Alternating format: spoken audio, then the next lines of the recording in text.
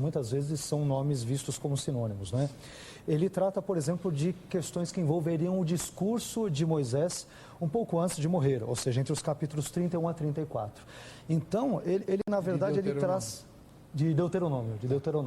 Então, ele traz uma espécie de uma exegese, ou um midrash, que é um nome também típico judaico, ou seja, ele tem a intenção de explicar coisas que Deuteronômio não fala nada sobre isso, mas essas explicações, estas exegeses, são típicas do contexto judaico. Agora, eu iria ainda mais longe na sua questão e diria que primeiro Enoque, por exemplo, fala muito de demônios, de anjos caídos, fala sobre poções de feitiço, de várias questões de amarrações que são feitas com as mulheres, da relação entre os anjos e as mulheres, que tem relação com Gênesis capítulo 6, versos 1 a 4. Isso tem um correspondente quase que exato em 1 Enoque 6, versos 1 a 4. Agora, a questão não é essa, a questão é que eles são vistos como canônicos naquele trecho em que eles são citados pelo autor que escreve um texto inspirado. Porque eles contêm lendas, aspectos mais mirabolantes ou fantasiosos, mas a Bíblia também tem. Então, só para citar alguns exemplos, Heber, quando Paulo diz lá em 1 Coríntios capítulo 10, verso 4, ele diz lá que o povo de Israel estava no deserto e diz lá que eles beberam todos de uma pedra espiritual e todos foram acompanhados por uma mesma pedra espiritual que os seguia, e a pedra era Cristo.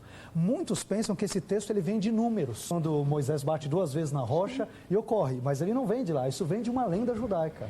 Há uma lenda judaica que é atestada no 5º século, ela tem vários textos judaicos que falam sobre isso, que dizia que quando Israel andou durante 40 anos no deserto, havia uma pedra ou fragmentos de pedra que acompanhavam ali o povo. E quando eles tinham sede, estas pedras, miraculosamente, elas se transformavam em fontes de água e as pessoas bebiam. Isso está na Bíblia, 1 Coríntios 10, 4. Ele cita um texto de uma lenda. Mas o próprio Paulo fala que é para tomar cuidado com as lendas judaicas, fica bravo com o Sim, mas cita, sem dúvida alguma, naqueles contextos em que elas diferem da fé cristã dele, que ele acaba absorvendo a partir daquele momento.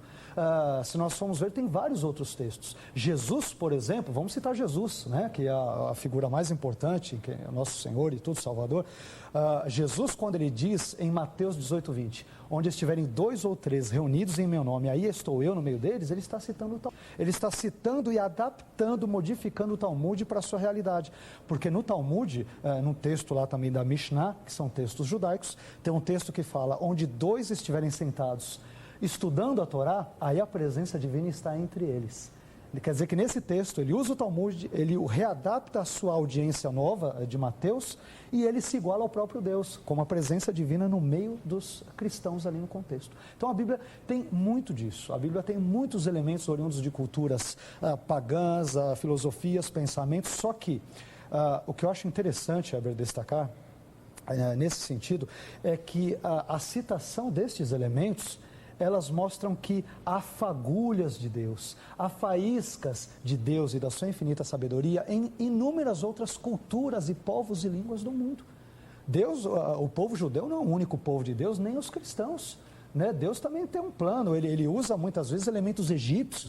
Quando Deus fala, por exemplo, naquele contexto de Êxodo 7,14, que o coração de Faraó ele é pesado, Deus está falando com o Faraó, naquele contexto todo, com os egípcios, numa linguagem egípcia.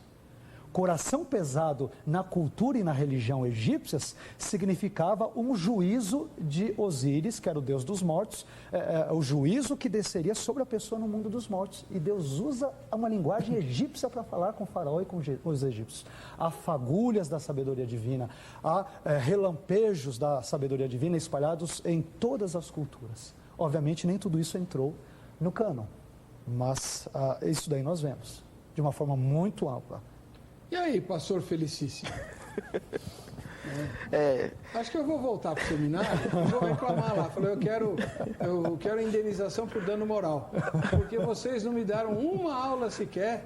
Não, sobre o primeiro Enoque. Né? Sobre os apóstolos que eu estou vendo aqui, que são muito bons.